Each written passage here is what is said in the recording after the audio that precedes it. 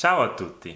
Le scorse lezioni abbiamo visto velocemente l'intero sistema verbale italiano. Oggi ci concentriamo sull'indicativo presente dei verbi regolari.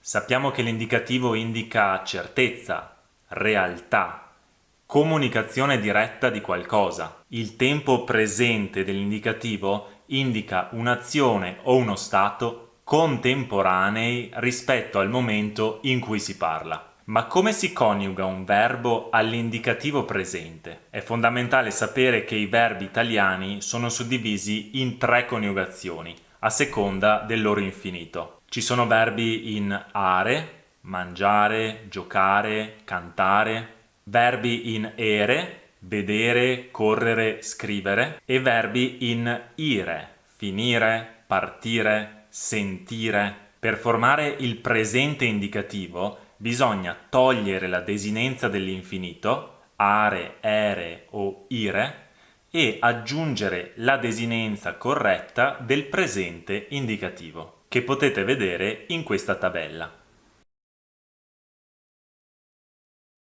Vediamo degli esempi.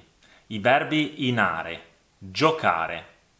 Io gioco, tu giochi, lui gioca, noi giochiamo, voi giocate, loro giocano. Verbi in ere, seconda coniugazione: scrivere.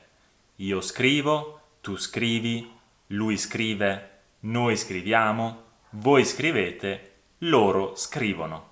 Verbi in ire. Attenzione, perché qui ci sono 2 possibilità. Ci sono verbi che utilizzano le normali desinenze della terza coniugazione, come il verbo partire. Io parto, tu parti, lui parte, noi partiamo, voi partite, loro partono. Ce ne sono altri che invece alle 3 persone singolari e alla terza persona plurale aggiungono isc prima della desinenza. Un esempio è il verbo finire. Io finisco, tu finisci, lui finisce, noi finiamo, voi finite, loro finiscono. Questi ultimi verbi che si coniugano come finire sono circa 500 e purtroppo non esiste una regola per poterli distinguere dagli altri. Spero che questa lezione vi sia stata utile e noi ci vediamo nella prossima.